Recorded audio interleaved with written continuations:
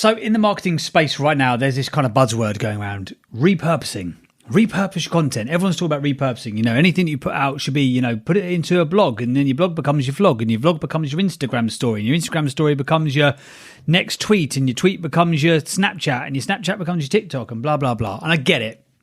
If you're a busy entrepreneur, you're a busy coach, you're a busy expert, whatever it may be, you know, you're not only having to provide the product or service that you now provide for your clients, but in a lot of instances, you're also having to, in real time, by yourself, become your own marketing or PR agent at the same time. So I get the purpose of repurposing content. I really do. It makes a lot of sense. So I'm going to show you guys an amazing little tool which can help you out repurposing other content and turning it into podcasts. Now, I've heard a lot of people do this really, really successfully. The thing that you want to bear in mind is that a podcast is a unique medium.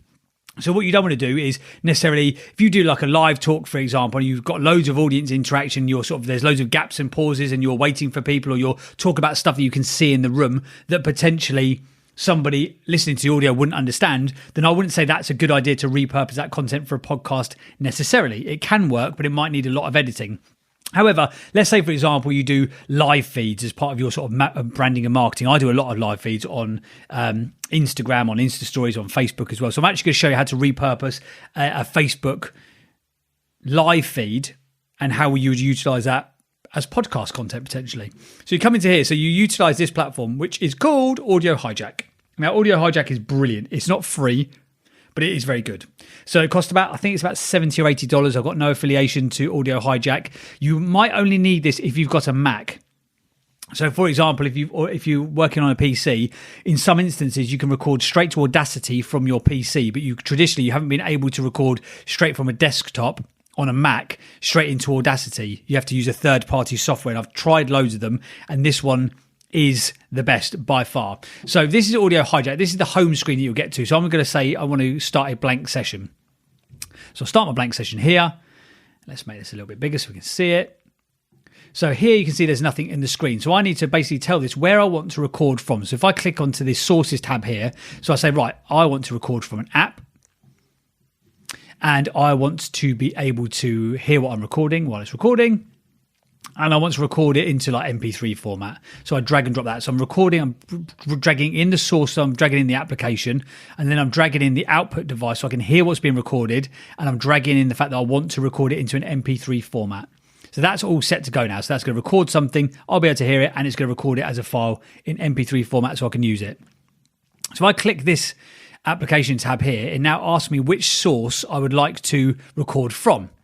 So this is great. Again, another reason why this is great is, so for example, if I wanted to record, if I'd done like an hour-long keynote and I had it as a video on YouTube, for example, I could record from YouTube, but if someone was to WhatsApp me and get a notification or something pops up, like I've just seen on my screen there, if something makes a noise, then it won't appear in the audio recording, because the recording is only coming from the source that I've selected. So for example, let's use Google Chrome as the example here. So now Google Chrome is going to record. Anything on Google Chrome is going to record. So for example, if I press record button now, nothing's going to happen, but it's primed to start recording. So if I go into Google Chrome, which I've got on another tab, I'm going to go to Facebook. Now this is a Facebook Live that I did yesterday. And as I say, I do a lot of stuff about sort of business and branding and life and podcasting on my personal Facebook page, and I repurpose it into different places. So if I wanted to, I could take this Facebook Live audio and just utilize the audio. So if I play it from Facebook here. Good morning, Facebookers. How you doing? Happy from the woods of Chislehurst. So you can hear my live feed there. Absolutely love this woodland. Let me just turn this down so you can not hear it too loudly, but that's playing in the background. So if I now go back to Audio Hijack, you can see there from the little waveforms that is now recording. So anything that I'm talking about on Facebook,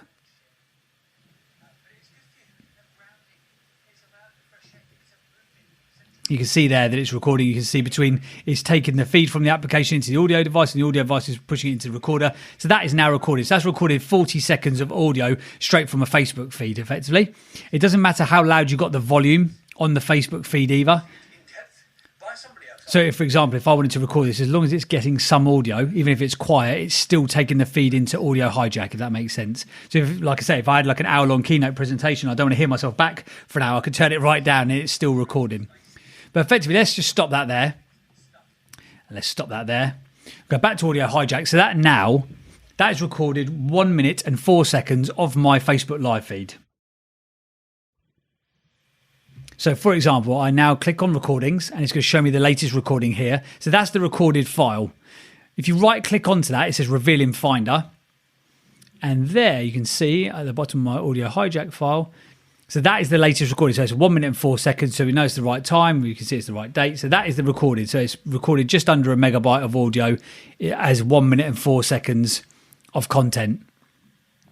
So for example, I could go to Audacity and I can now drag in that file to Audacity and I can edit my Facebook Live in Audacity. So again, if I we've done a previous we've done a previous video. I get so used to the podcast speak. We've done a previous video about how to edit, so I'm not going to go through that again here. But for example, let me just play this out to you guys. Good morning, Facebookers. How you doing? Happy Tuesday. Hope you're good. You join me live from the woods of Chislehurst.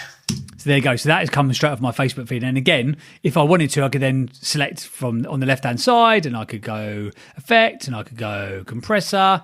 And it's going to make the waveforms bigger like that. And now it's going to be a bit louder.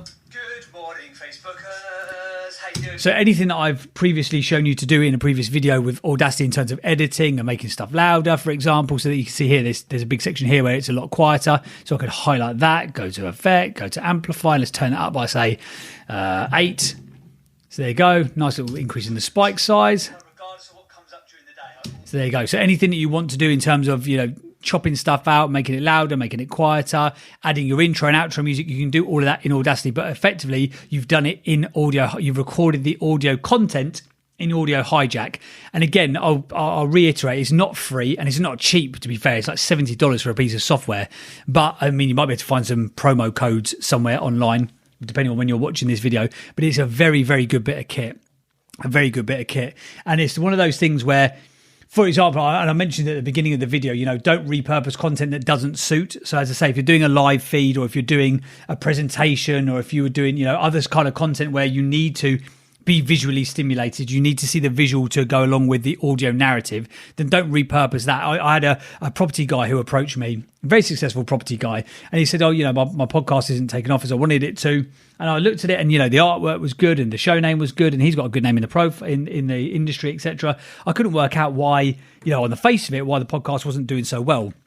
But as soon as I looked at as soon as I took a listen to the podcast, he was just repurposing videos he was ultimately recording for YouTube. And they were only like 7 minutes long. The audio quality of it was pretty poor. And again, it was just content that was not meant for that platform. He was just trying to repurpose something that didn't fit. So don't repurpose stuff that doesn't work for the medium and for the platform. But equally, we're all busy. We've got busy lives. We've got 1,000,001 things going on. If you're running a business, you're running a brand, you're running a family, you're running a life.